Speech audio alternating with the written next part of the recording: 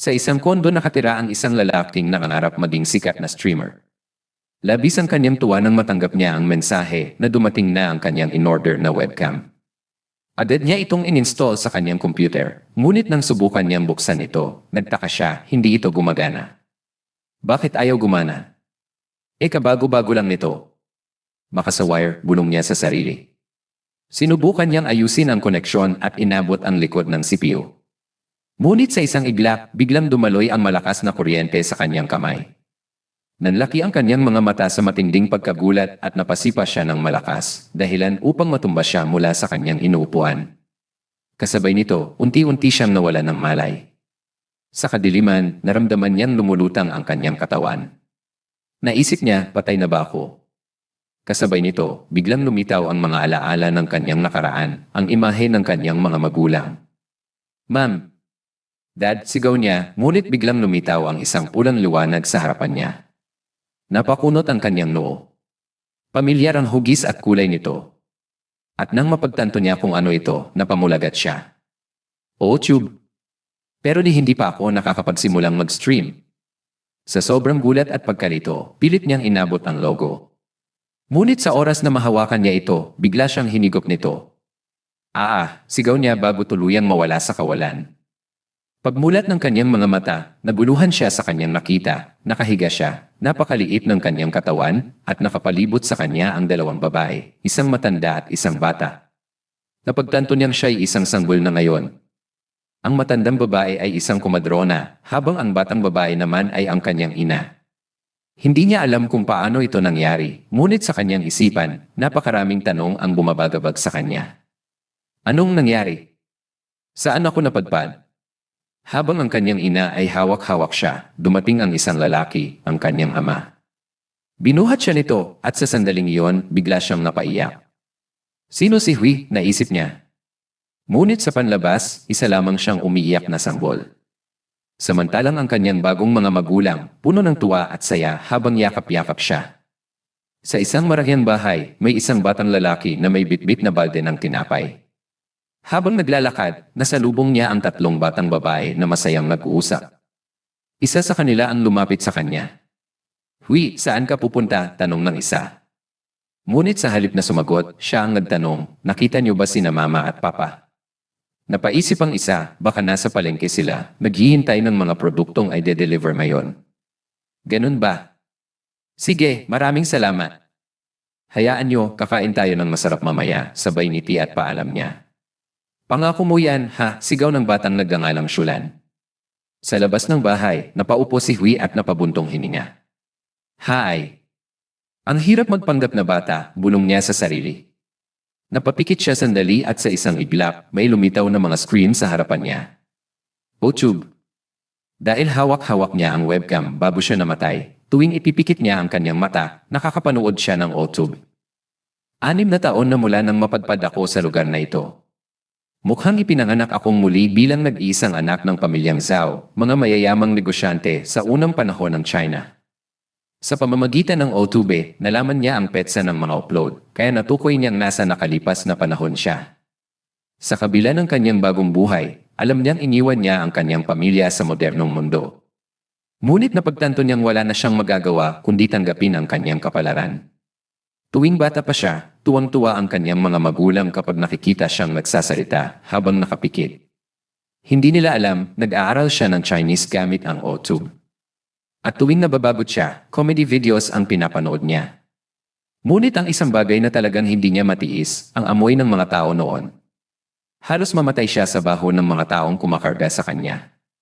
Dahil noon, hindi pa uso ang deodorant o kahit anong panglinis ng katawan. Kaya't sa kanyang Tube search history, punong-puno ito ng tanong tungkol sa paggawa ng sabon. Matapos ang maraming pagsubok, sa wakas, nagawa rin ni Hui ang unang sabon. Kahit walang modernong kagamitan, pinilit niyang gawin ito. Dahil ipinanganak ako sa pamilyang negosyante, siguradong yayaman ako sa sabon na ito, bulong niya sa sarili. Ngunit nang ipakita niya ito sa kanyang ama, nagbago ang kanyang mukha. Talaga bang ikaw ang gumawa nito, Hui? Tanong nito ng may seryosong tono. Pero hindi ko naman sinasadyang gawin, naglalaro lang ako, sagot ni Hui. Nagbubulungan ang kanyang mga magulang, tila may iniisip na mabigat. Ano kayang problema? Alam kong bihira ang sabon dito, pero bakit parang napakalaking issue nito? Maya-maya pa, nagsalita ang kanyang ama. Huy, sinubukan namin ang sabon mo at pambihira. Sobrang epektibo nito. Napakamahal ng ganitong uri ng sabon at sigurado akong ito ang magpapabago ng personal grooming industry. Nagmingning ang mata ng kanyang ama sa ideyang ito, ngunit bigla itong natigilan. Ngunit delikado ito. Kung malaman ng iba na ikaw ang gumawa nito, baka may mga taong magtangkang dukutin ka at gamitin para sa kanilang sariling kapakinabangan. Naguluhan si Hui sa narinig. Sa kanya, sapat nang nagawan niya ng solusyon ang kanyang problema sa amoy.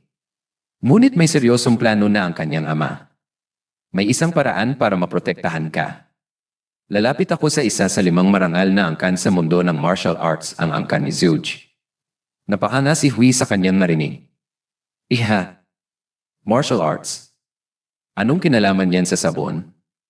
At dito magsisimula ang kanyang bagong pakikibaka sa mundong hindi niya akalaing magiging bahagi siya. Isang hapon, tinawag ni Hui ang isang babaeng nagngangalang Sulan. Narinig naman ito ni Sulan at agad siyang lumapit kay Hui. Bakit po, young master? Tanong niya. Tinanong ni Hui kung may alam ba siya tungkol sa mga Zuge. Nagtatakang sumagot si Sulan, ano? Wala kang alam sa 9 na paaralan, 1 guild at 5 marangal na angkan. Wala, sagot naman ni Hui. Biglang pumustura si Sulan na parang isang karatista at sinabi, narinig mo na ba ang Shaolin Temple? Mount Tae. North Star. Nagulat si Hui at sumagot, Shaolin Temple. Narinig ko na. Pagkatapos, kinuha ni Sulan ang isang tambo, ginawang parang espada, at muling nagtanong, ang Udan School dito sa ating probinsya. Napaisip si Hui at dahil sa salitang Udan, sinabi niyang mas bagay yan sa mga mangkukulam.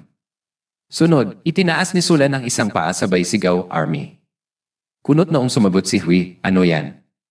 Fans Club. Biglang natahimik ang dalawa.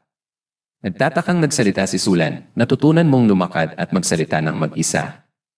Natutunan mo ring magpupo ng ikaw lang, tapos wala kang alam sa mga bagay na gaya nito. Napadilat na lang ng mata si Hui habang nakikinig. Sa isip niya, ang totoo, may nagturo sa akin, pero ang mga bagay na sinasabi ni Sulan ay wala ni isang nagsabi sa akin. Nagulat pa si Hui sa sumunod na reaksyon ni Sulan, kumislap ang mga mata nito sabay sabing, hayaan mo, master. Sasabihin ko sa iyo ang lahat ng nalalaman ko. Parang sa pelikula lang makikita ang mga ikinuwento ni Sulan. Subalit, dito sa mundong ito, totoo pala ang martial arts at magic. Pagkalipas ng ilang araw, may dumating na panauhin sa bahay ni Hui. Ito ay mula sa angkan ng Zuge. Masaya itong sinalubong ng mag-asawa at ni Hui. Napalunok si Hui nang makita ang mga panauhin at sabay sabing, maaari ba akong matuto ng martial arts? Maya-maya, nagpakilala ang isa sa kanila. Ako nga pala si Zuge Xin, pinuno ng Outer Sanctum ng angkan ng Zuge. Tinanggap naman ito ng ama ni Hui at nagpakilala rin. Ako si Zhao Zixian. Maligayang pagdating. Pagkatapos, ipinakilala niya ang kanyang asawa at si Hui. Hui, batiin mo naman sila, sabi ng kanyang ama. Ako nga po pala si Zhao Jia Hui, 6 na taong gulang, magalang na pagbati ni Hui. Yumuko ang panauhin at sinabi, narito ang isa pang bata na may matang masyadong hinog para sa kanyang edad. Natawa na lang si Hui. Sunod, ipinakilala naman ni Zuge Xin ang kanyang kasamang bata. Ito nga pala ang aking pamangkin. Mas bata lang siya ng kaunti sa inyong anak. Maligayang pagbati sa inyong lahat. Ako nga pala si Zuge Yoxi, magalang na sabi ng bata. Magkasinlaki sila ng mata, sabi ng ina ni Hui. Mukhang mas mature pa ang batang ito sa kanyang edad, dagdag naman ng kanyang ama. Nagkatitigan sina Hui at Xi. Pagkatapos ng pagpapakilala, inutusan si Hui ng kanyang ama na ipasyal muna si Xi sa kanilang compound dahil may mahalagang pag-uusapan ang mga matatanda. Sumang-ayon naman si Hui at iniabot niya ang kanyang kamay kay Xi sabay yaya rito. Dahil hindi siya sanay mag-entertain ng bata, nagkunwari na lang siyang kumilos ayon sa edad niyang 6 na taon. Subalit, mukhang hindi natutuwa si Xi. Kaya naisip niyang isearch sa YouTube kung paano mag-entertain ng isang 5 taong gulang. Ngunit bago pa niya magawa, biglang nagsalita si Xi. Hoy, ikaw! Parang nabasag ang tenga ni Hui sa narinig. Ano? Hoy! Tinawag mo akong Hoy? Ikaw nga, sagot naman ni Xi. Magagalit na sana si Hui nang may itinuro siksi. Ano yung mga yun? Tanong niya sabay turo sa mga nakatabing kagamitan. Nagulat si Hui nang makita ang mga ito, ang kanyang mga gamit sa paggawa ng sabon. Bago pa siya makasagot, bigla nang tumakbo siksi papunta sa mga damit. Hui, para saan ito? Hawak ni Xi ang isang gamit na parang steamer o isang distillation apparatus. Pagkatapos, inusisan niya ang lahat ng mga ito. At bakit may mga abo dito? Langis? Bakit may ganito sa mga laruang pambata? Hindi makapagsalita si Hui habang pinapanood si Xi sa kanyang pag-imbestiga. Biglang nagsalita si Xi, ito ay mga tools. At ginagamit mo ang mga ito, tama ba? Agad namang inagaw ni Hui ang mga gamit sabay sabing, sa tatay ko yan.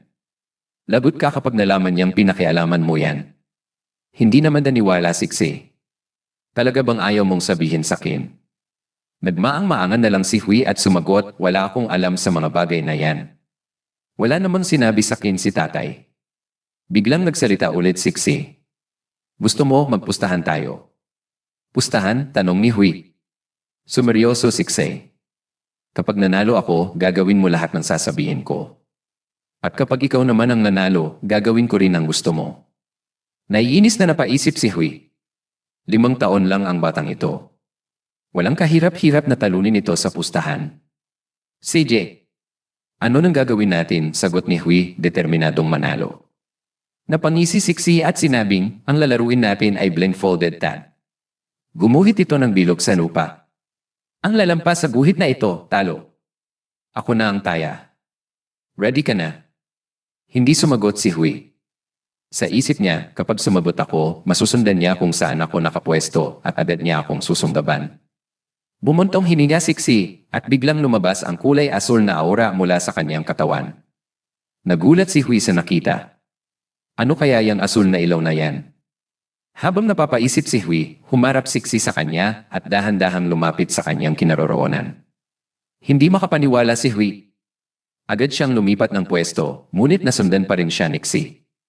Tumakbo siya palayo, ngunit patuloy pa rin siyang nasusundan hanggang sa wakas, na corner siya ni Xi. Hinipan ni Xi ang batok ni Hui, dahilan para mapatalon ito palabas ng guhit. Tawang-tawa si Xi at mas lalo pang inasar si Hui. Nang lumapit si Hui, tinanong niya ito, paano mo nagawa yon? May superpower ka ba? Superpower? Ano yon? Sagot naman ni Xi. Ngayon, ikaw naman ang taya, sabay kabit niya ng blindfold kay Hui. Habang nakatayo si Hui, naisip niya, hindi lang ikaw ang may kakaibang kakayahan. Ako rin. Biglang lumabas ang O-tube screen. Kaya kong mag-livestream at magpalabas ng kamera nang walang nakakakita. Ngayon, nakikita na ni Hui ang paligid. Idinala niya ang kanyang ulo at doon niya nakita si Xi.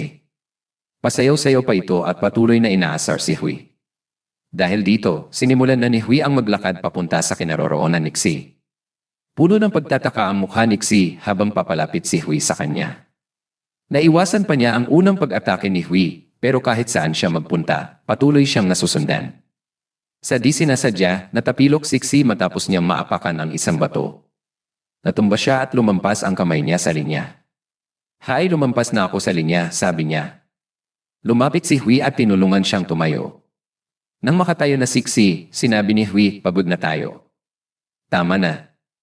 Bigla namang pinisil ni Xi ang magkabilang pisngi ni Hui sabay sabing, mandaraya ka. Ha? Hindi ah. Paano ako makakapandaya? Ikaw mismo ang nagtali ng blindfold ko, sagot naman ni Hui. Napaluhod na lang si Xi. Gusto ko lang naman malaman ang tungkol sa mga bagay na yon kung nanalo ako, sabi niya. Ordinaryong kasangkapan lang yon, sagot naman ni Hui. Ngunit nang tingnan muli ni Hui ang mga kagamitan, bigla siyang may naisip.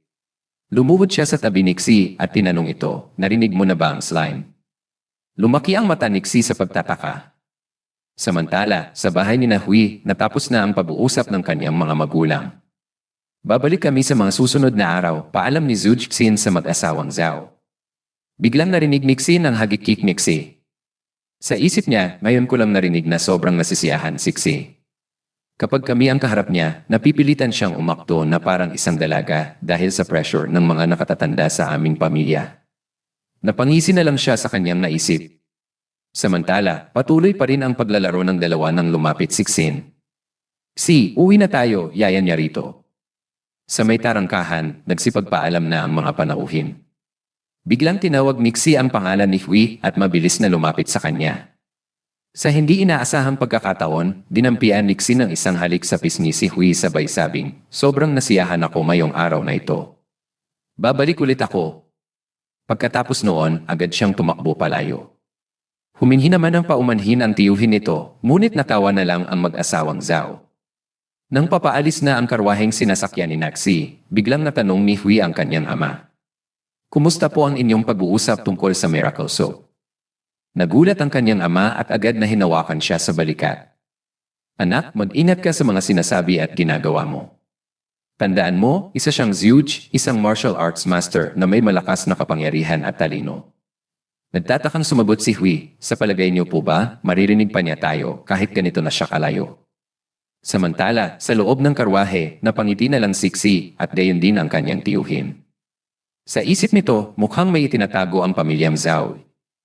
Paglipas ng mga araw, mas naging abala ang mga manggagawa kaysa dati dahil dumagsa ang mga order ng sabon. Kamakailan lang, biglang dumami ang mga padala, sabi ng isang manggagawa. Agad namang sumagot ang isa pa, Hoy, bakit ka huminto? Dahil sa mystic soap na binibenta ng Nobel Clan, dumagsa ang mga mangangalakal at mamamayan sa pamilihan. Pati ang pamilya Zhao, mas naging abala kaysa dati. Tulad ng dati, tayo na naman ang nahihirapan sa trabaho, reklamo ng isa pang manggagawa. Pagkatapos ay nagtanong siya, hindi ka ba nagulat nang dumating ang miyembro ng Nobel Clan dito? Narinig ni Ginang Gahuay ang usapan ng mga manggagawa at sinabi, Mahal, kailangan mong patahimikin pa lalo ang mga trabahador. Agad namang sumagot ang ama ni Hui, Mahal, tama ka. Ayon sa kontrata natin sa Nobel Zhuge Plan, kailangan nating ibenta ang sabon gamit ang pangalan nila. Kahit tayo naman talaga ang gumagawa. Maya-maya, may kumatok mula sa labas at nagsalita, maaari ba akong pumasok? Sige, pumasok ka, sagot naman ng ama ni Hui. Pagkapasok ng panauhin, muling nagtanong ito, pinatawag niyo po ako. Ipinaliwanag niya, alam mo namang bumibisita ang mga mandirigma sa malalayong pamilya dahil sa kontrata natin sa Nobel Zhuge Plan, hindi ba? At mukhang nagugustuhan niya ang Miss Sixi. Kaya mula ngayon, araw-araw siyang pupunta rito. Bilang bantay ng aming anak, kailangang bantayan mo silang dalawa para hindi sila mapahama. Buong sigla namang sumagot ang bantay, walang problema, pinuno. Ako na ang bahala. Mas madali lang silang pakalmahin kapag may masarap na pagkain. Natahimik ang mag-asawa matapos marinig ang sinabi ni Hang. Samantala, hawak ni Sin Hang ang isang plato ng tinapay at sinabing, Young Master at Young Miss, kumain muna kayo. Kung hindi, ako na lang ang uubos ng pagkain ito. Hindi pa natatapos magsalita si Hang nang magulat siya sa nakita, isang maliit na arena na ginawa ni Hui at Xi. Gumawa sila ng sariling lugar para sa kanilang pagsasanay sa pakikipaglaban. Dahil sa matinding konsentrasyon, nagawa ni Xi na salagin ang unang atake ni Hui. Ngunit hindi sumuko si Hui at agad na binitiwan ang pangalawang suntok. Sa kabila nito, mabilis pa ring naiwasan ni Xi ang bawat galaw niya. Dahil hindi epektibo ang kanyang kamao, ginamit ni Hui ang kanyang mga paa upang umatake. Subalit, sanay sa martial arts si Xi, kaya madali niyang naiwasan ang bawat sipa at suntok. Kitang-kita ang tindi ng kanilang laban, habang si Han naman ay aliw na aliw sa panonood, para bang nanonood lang ng scene habang kinakain ang dala niyang pagkain. Habang nagtatapatan ang kanilang kamao, nagawa ni Hui na salagin ang suntok ni Xi kahit hindi siya bihasa sa martial arts. Matapos nito, mabilis niyang nilock ang kanang balikat ni Xi. Dahil sa naramdamang presyon, agad na pinalaya ni Xi ang sarili mula sa pagkakahawak ni Hui. Hindi nagtagal, hinawakan niya ang kamay ni Hui at itinapon ito ng diretsyo sa sahig. Samantala, si Hang ay tila lalo pang naengganyo sa panonood ng kanilang laban. Makalipas ang ilang sandali, napagod si Hui at agad na sumuko. Talo na ako, anya habang hinal na hinal. Masayang sumagot si Xi, so patas na tayo. Ngayon, oras na para mag-practice ng Qi. Habang hinihila si Hui na halos hindi na makatayo sa pagod, sinabi ni Xi, ang sikreto sa pagsasanay ng Chai ay ang pagiging consistent, kaya mag-practice tayo ng sabay. Agad namang umangal si Hui, alam mo naman na kahit nag-practice ako ng isang buong buwan sa templo, hindi ko pa rin natutunan kung paano ipunin ang Chai. Sinasabi ko na sa'yo, wala akong talento sa Chai energy. Saglit na nalungkot si Xi, ngunit agad ding mumiti upang bigyan ng motibasyon si Hui. Magtiwala ka lang sa akin. Mas mahusay akong magturo kaysa sa mga nasa templo. Ngayon, subukan mong bigkasin ang mga berso ng breathing technique, pati na rin ang cultivation technique. Pagkatapos noon, agad na bumigkas si Hui ng isang berso.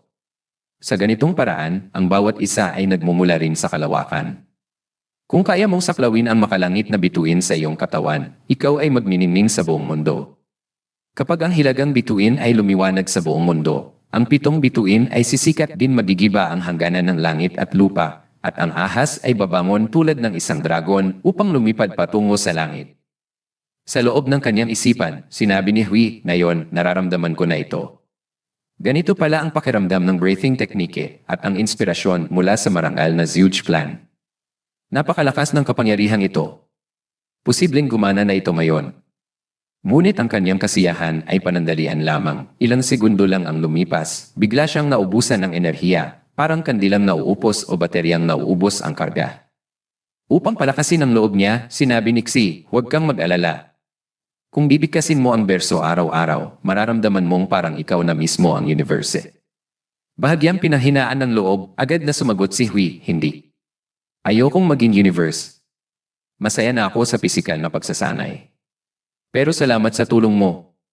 Nang makita ang malungkot na kaibigan, agad hinawakan ni Xi ang braso ni Hui at nag-alok, "Sige na, halika. Maglaro na lang tayo." Pumunta sa palengke para bumili ng matatamis. Biglang nagising si Hang mula sa kanyang pagkakaidlip nang marinig ang salitang matamis na pagkain. Agad siyang bumangon at masiglang sinabi, "Young Master, sasama rin ako sa palengke." Habang naglalakad, patuloy na humihikayat ni Xi si Hui. "Huwag kang mag-alala. May mga kaso pa nga ng mga taong natuto ng chai sa edad na 60, samantalang may iba namang nakukuha ito sa edad na 6. Napangiti si Hui at pabirong sumagot, "Pinapasaya mo lang ako, hindi ba?" Agad namang ipinaliwanag ni Xi, "Siyempre. Alam mo namang palaging mag-isa lang ako.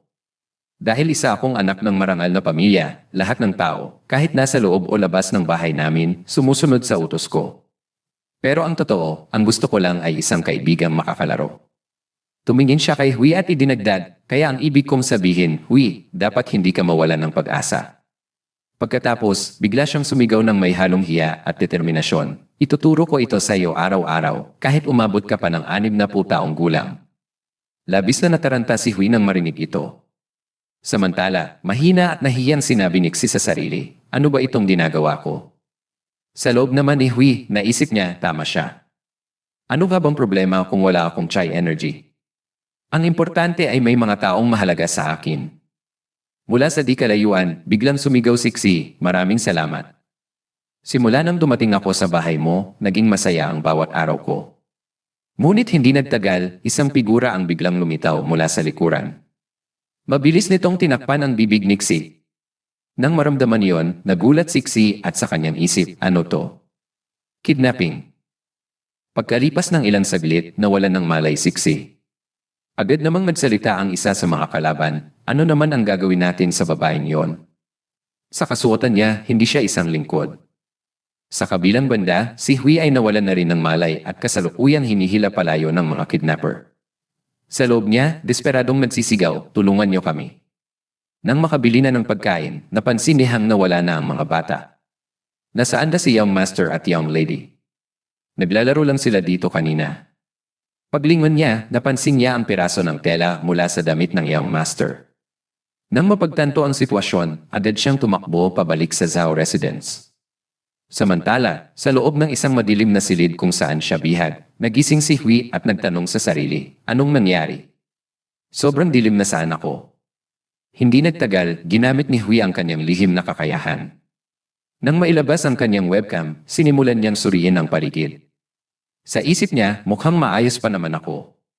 Naiwan kong punit ang damit ko bago ako nawalan ng malay, pero mapapansin kaya ito ng iba. Ano ang dapat kong gawin ngayon? Kailangan ko munang makawala sa mga lubid na ito.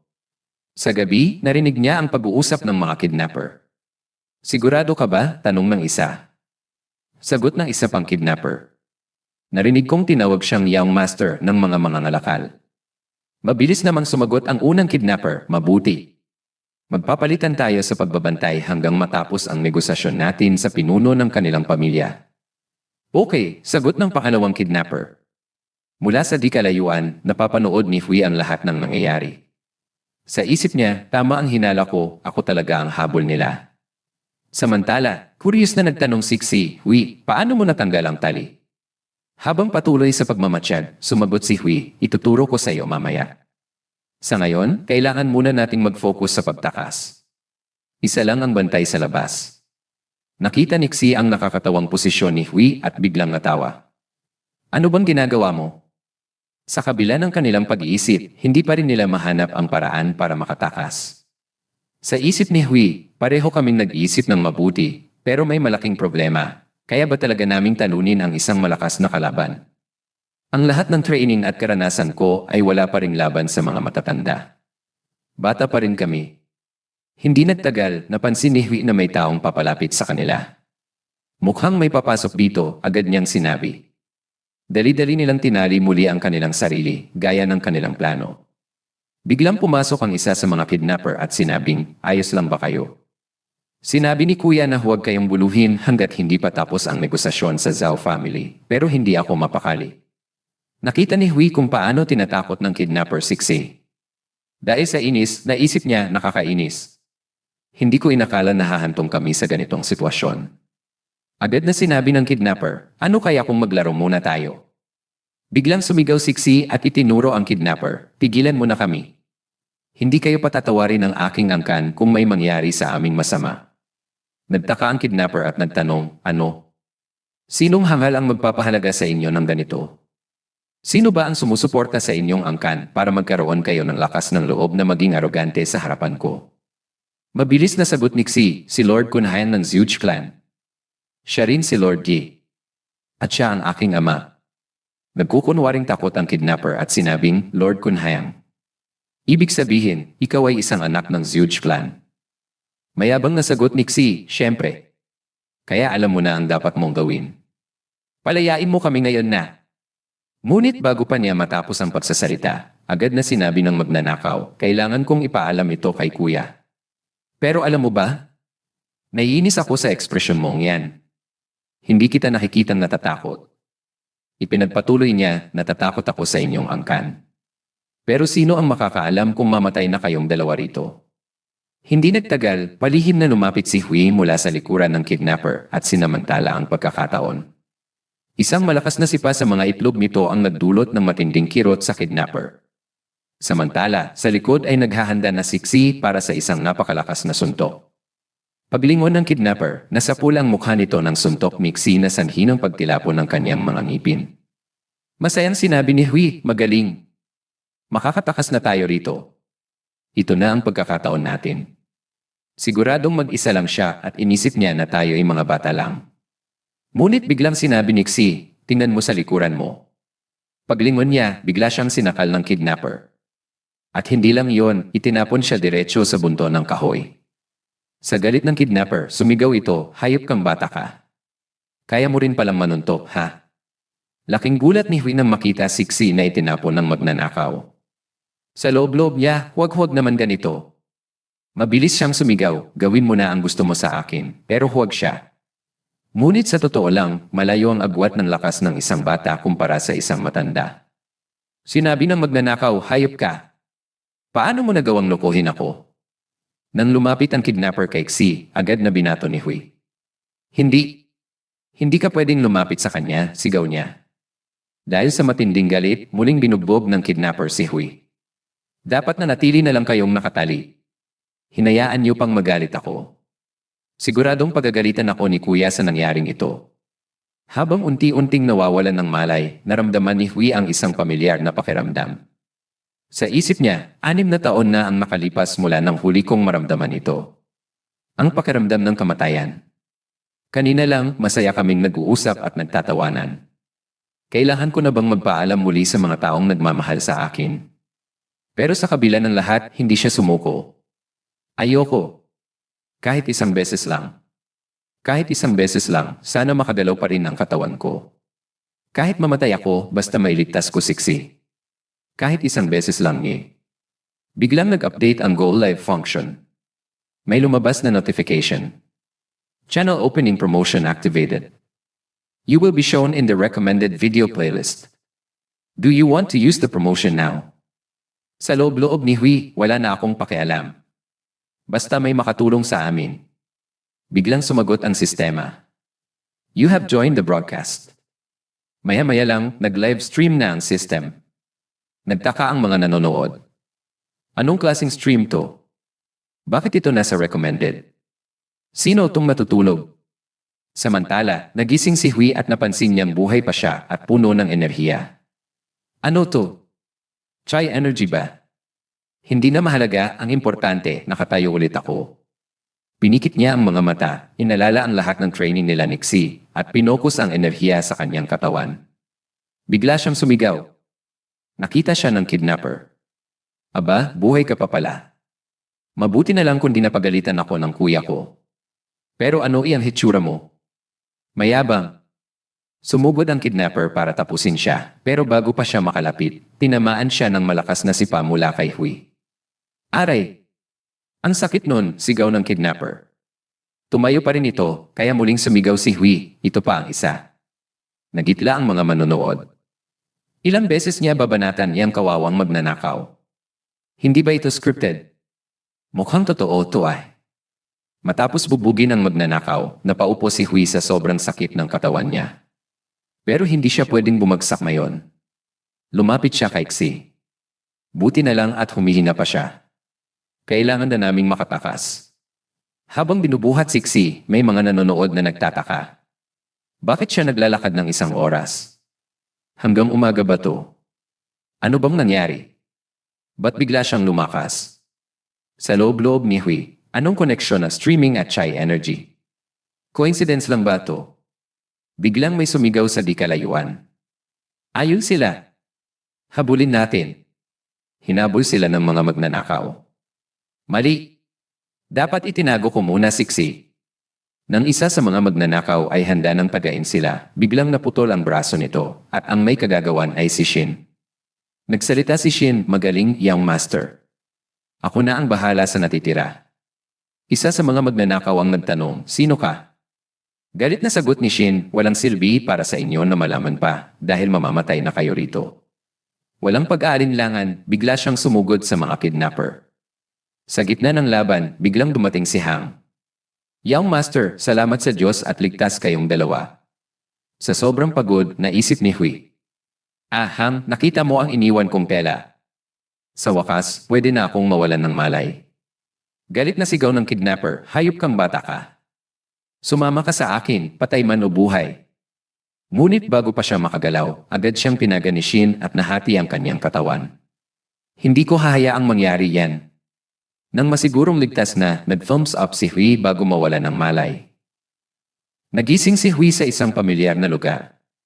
Sandali parang nakita ko na ang bubong na to. Lumapit si Desong. Gising ka na. Ang tagal mong nawala, gaway. Nagulat siya. Ikaw ba talaga, Desong? Sumagot si Desong, syempre naman. Dahil hindi makapaniwala, kinurot ni Gahway ang pisngi ni Desong. Sa inis, binatukan siya nito. Sabi ko nang babalik ako, pero iniwan mo ako. Alam mo bang ang hirap pakalmahin ang mga magulang mo? Mumiti si Gahway. Kung panaginip lang to, kahit papaano, makakapagpaalam pa rin ako. Patawad sa pag-alis. Napabuntong hininga si Desong. Gagi ka talaga. Unahin mo munang alagaan ang sarili mo. Pero ito na talaga ang huling paalam.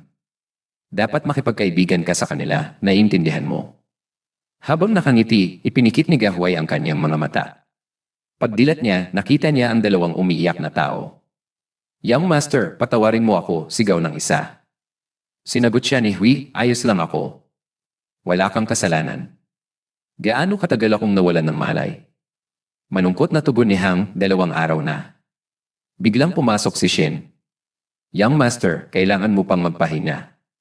Isinugal mo ang buhay mo para kay Xi. Sa ngalan ng aking angkan, taos-puso akong nagpapasalamat.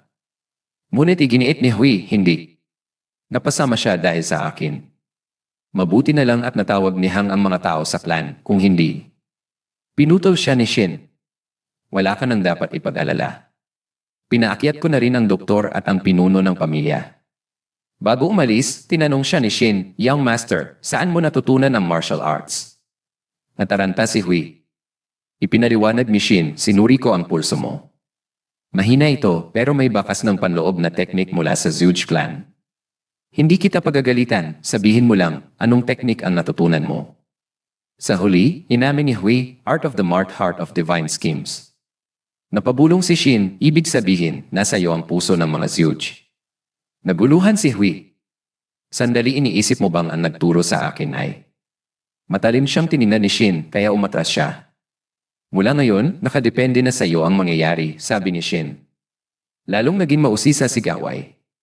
"Master, ano ang ibig mong sabihin?" Mumiti si Shin. "Wala. Pero pakiramdam ko, mananatiling konektado ang tadhana mo sa Zhuge clan." Biglang dumating ang kanyang mga magulang.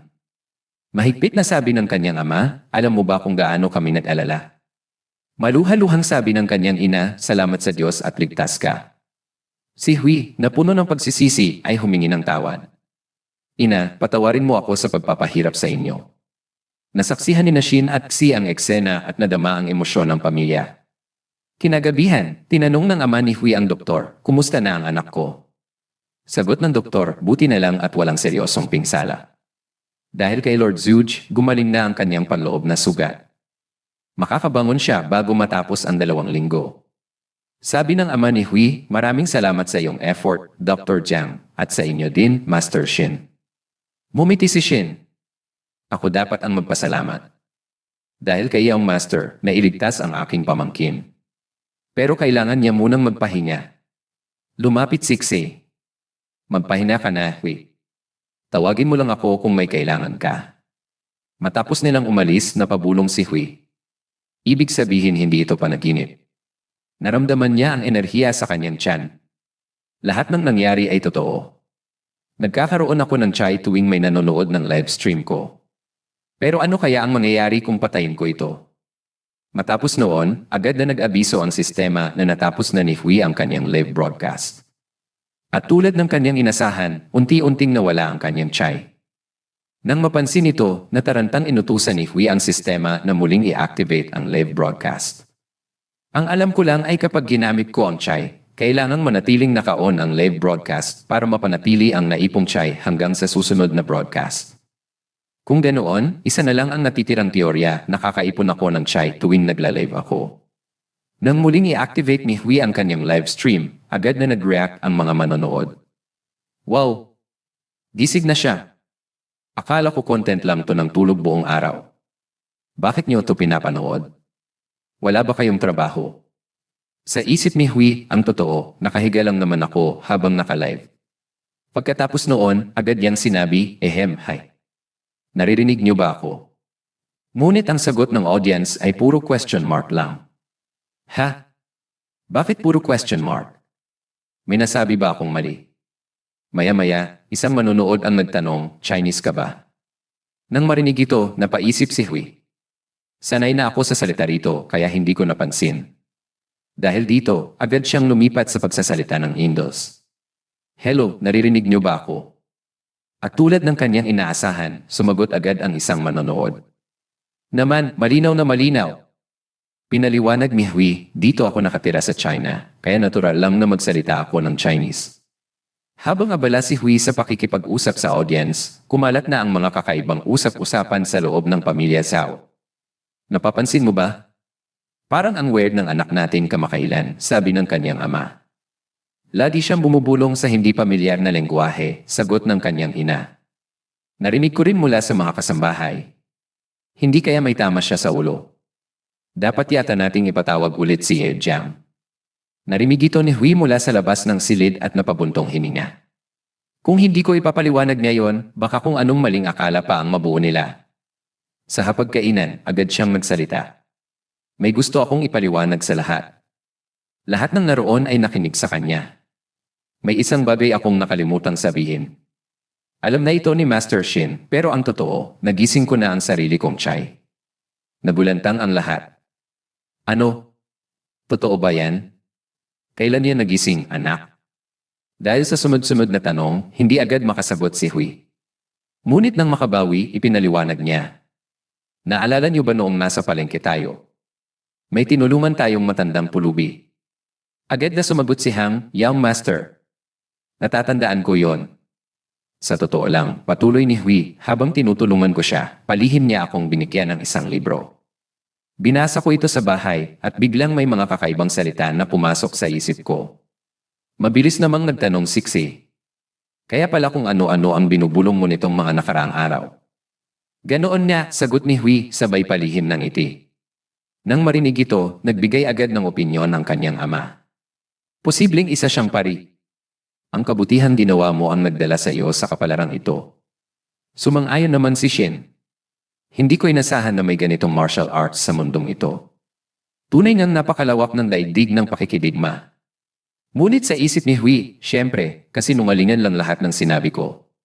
Totoo na may tinulungan akong pulubi, pero isa lang siyang ordinaryong matanda at wala siyang binigay na libro.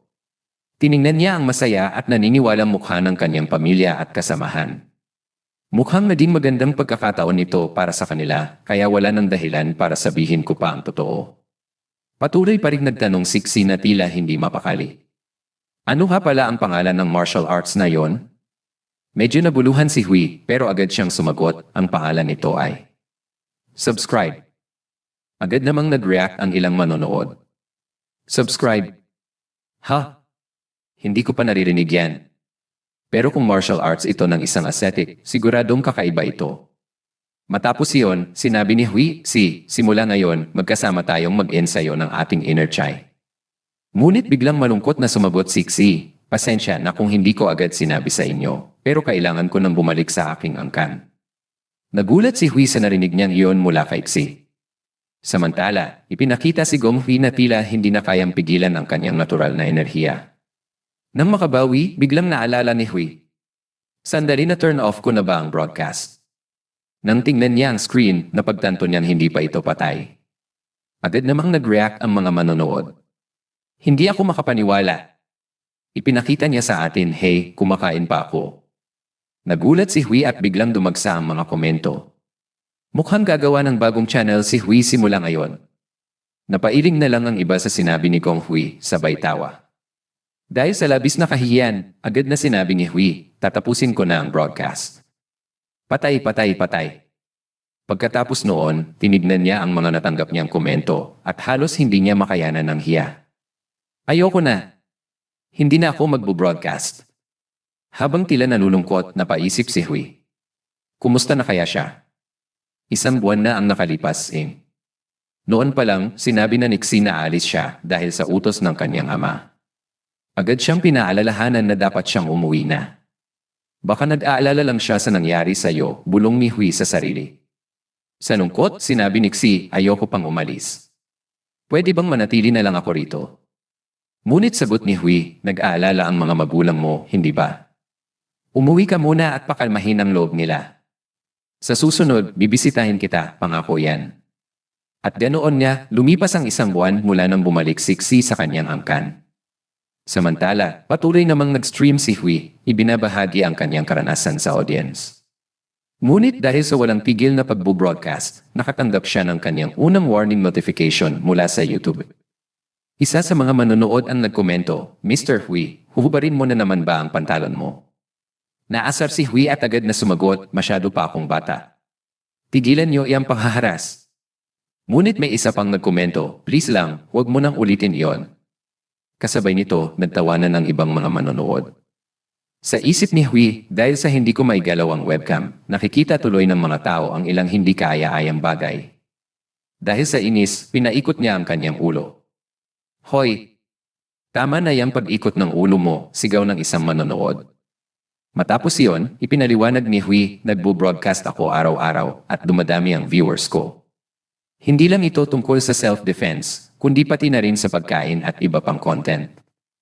Sa isang eksena, ipinakita si Gong Hui na may hawak na isang board na may nakasulat na, huwag kalimutang i-click ang like at subscribe.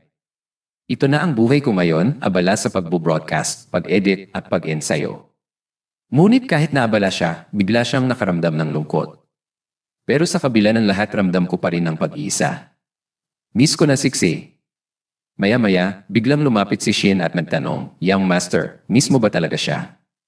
Nagulat si Hui sa narinig niya. Pagkatapos noon, may isang pamilyar na boses ang bumati sa kanya. "Young Master, ang tagal na nating hindi nagkikita." Napatigil si Hui. "Dumaan lang ako sa blip habang nag-aaral ako tungkol sa Miracle Rock. Pero may gusto rin akong ibigay sa iyo." Iniabot niya ang isang liham kay Hui. Sa isip niya mula kay Xito yun. Binasa niya. "Hui, natanggap ko ang sulat mo. Kumusta sina ama at ina? Gusto ko sanang magpadala rin ng sulat pa uwi, pero siguradong hindi ako papayagan ng aking ama. Hindi na yata niya ako hahayaang lumabas ng bahay hanggang sa tumanda na ako. Hui, miss na kita." Nagulat si Shin sa nakita niyang reaksyon ni Hui. "May interesting bang nakasulat dyan?" tanong ni Shin.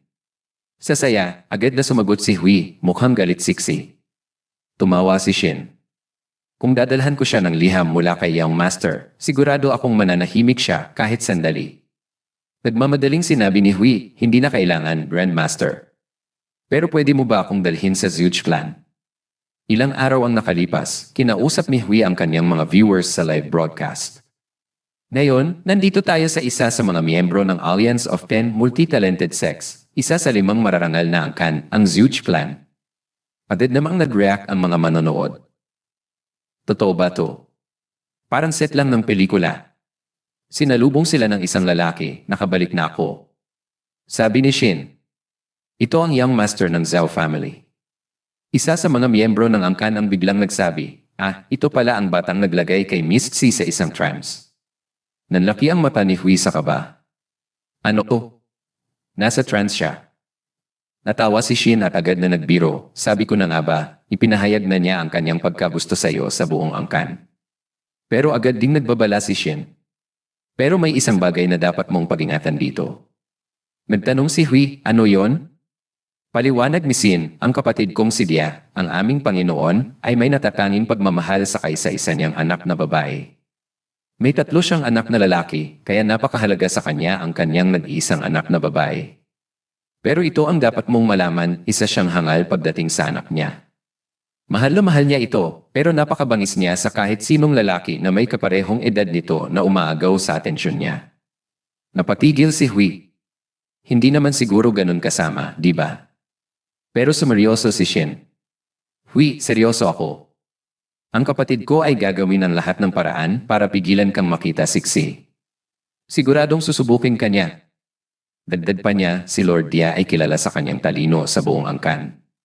Pero isang payo, kahit mabigyan ka ng pagkakataong ipakita ang talento mo, iwasan mong maglaro ng jumongo, pagsusulat ng kaligrafiya, o ano pa mang sining sa loob ng reception hall. Maya-maya, lumapit ang isang aliping babae at nagtanong, "Young Master, nagustuhan niyo po ba ang pagkain?" Habang nasa live broadcast, sagot ni Hui, "Grabe, sobrang sarap nito." "Sige na, hulaan niyo kung anong lasa." Nagkomento ang isang viewer, "Ano pang lasa?" "Siyempre, lasa." Biglang si Hui, "Para itong pritong pork belly na may toyo." Nabuluhan ang aliping babae at nagtanong, "Young Master, ano po ang sinasabi niyo?" Agad namang nagpalusot si Hui, sanay na kasi akong nagsasalita habang kumakain, isa ito sa mga pagsasanay ko sa martial arts. Wala kayong dapat ipag-alala." Hindi nagtagal, muling nagsalita si Hui, "Paumanhin po, pero kailan ko po pwedeng makita siksi?" Sumagot ang aliping babae, "Young Master, pasensya na po, pero sa oras na ito siguradong nagpapahinga na po si Young Master. Sana'y maintindihan niyo po yan. Kaya mas mabuti kung magpahinga na lang po muna kayo mayong araw." Sa puntong iyon, naalala ni Hui ang mga babala ni Shin. Agad niyang napagtanto, sinasadya ng pinuno ng angkan na patagalin ang oras para hindi siya makaharap kay Xi. Matapos iyon, nagpaalam si Hui, "Paumanhin, lalabas muna ako sandali." Pagkabukas niya ng pinto, laking gulat niya sa kanyang makita. "Ano to? Reception hall lang to kanina." Ito ba ang pagsubok na ibinigay sa akin ng pinuno ng marangal na angkan? Napansin ng aliping babae ang reaksyon niya at sinabi, "Young Master, huwag sanang matigas ang iyong ulo. Mas makakabuti kung magpahinga ka na muna." Biglang napagtanto ni Hui ang nangyayari. "Ito ang formation na kailangan kong malaman, tama ba?" Napangiti ang alipin.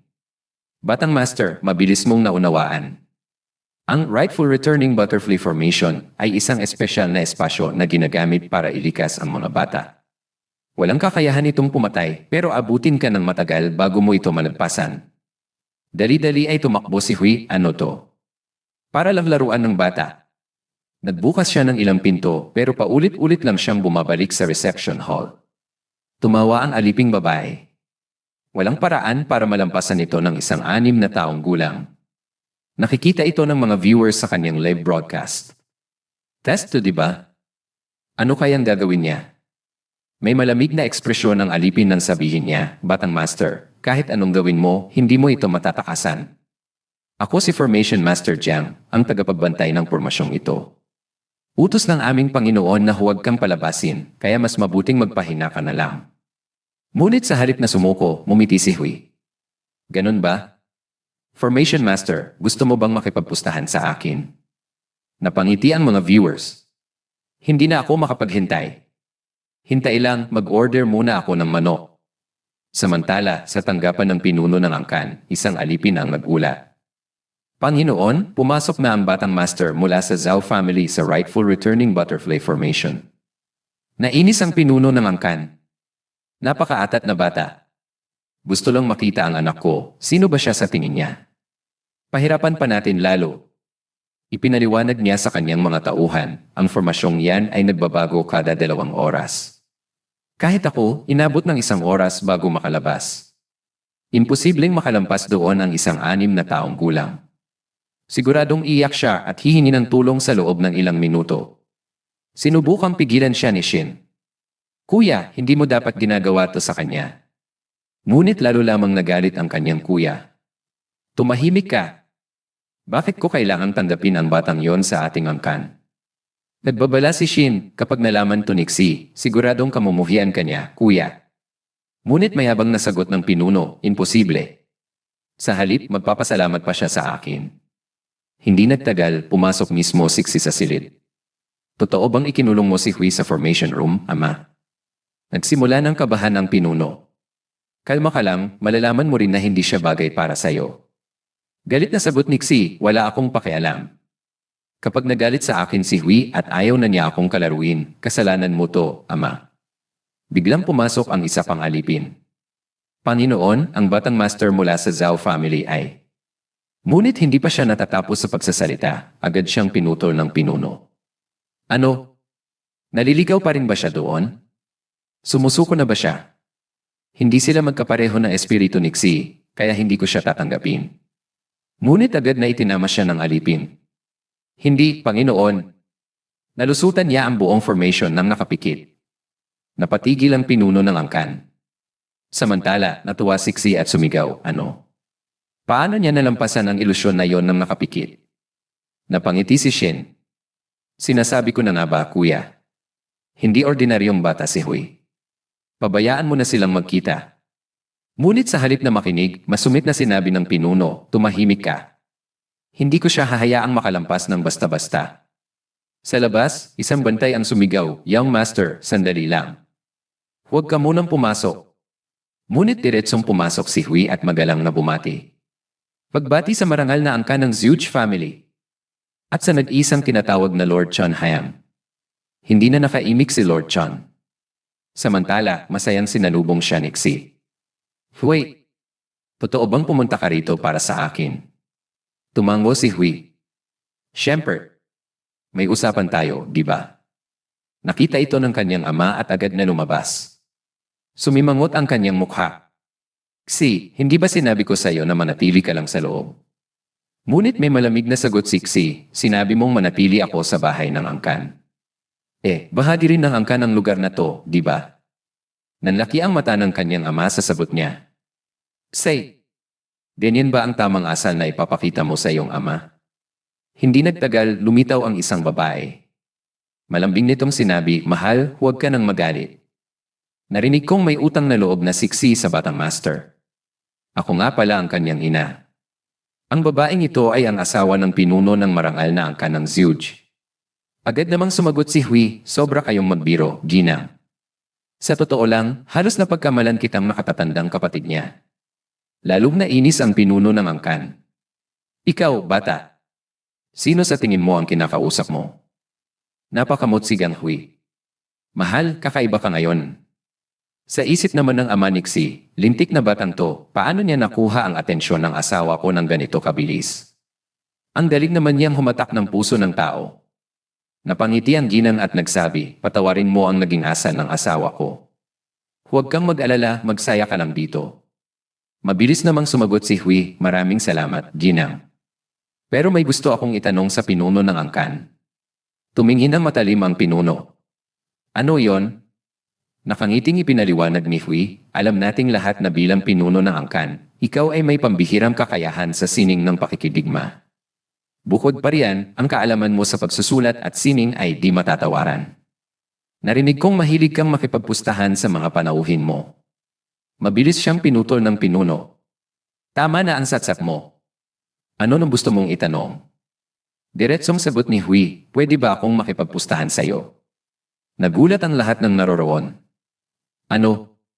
Isang bata ang hahamon sa pinuno ng angkan. Nag-aalalang sumingit si Shin, Hui, pag-isipan mong mabuti yan. Ang salita ng isang lalaki ay kasing bigat ng kanyang buhay. Ngunit kalmadong sagot ni Hui, kung may pustahan, dapat may kapalit. Kung matalo ako, hindi ko na muling hingin ang pahintulot mong makita siksi.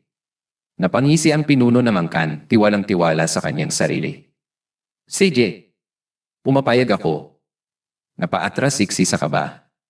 Ama, paano mo nagawang pumayag sa pustahan na to? Ngunit kalmado lang na sumagot ang pinuno, hindi ba siya mismo ang humamon sa akin? Ang isang pinuno ng angkan ay hindi tatangging tanggapin ang hamon ng isang panauhin. Muling nagpatuloy si Hui. Kung manalo ako Agad sumagot ang ama ni Xi. Kung manalo ka, maaari mong gawin ang anumang naisin mo. Sa narinig, napangiti ng husto si Hui. Sinimulan ang laban. Kahit bata pa si Hui, kita sa kilos niya ang kanyang kumpiyansa, samantalang ang pinuno ng angkan ay nagsisimula ng kabahan. Napansin ng mga nanonood, ang kalmado niya maglaro.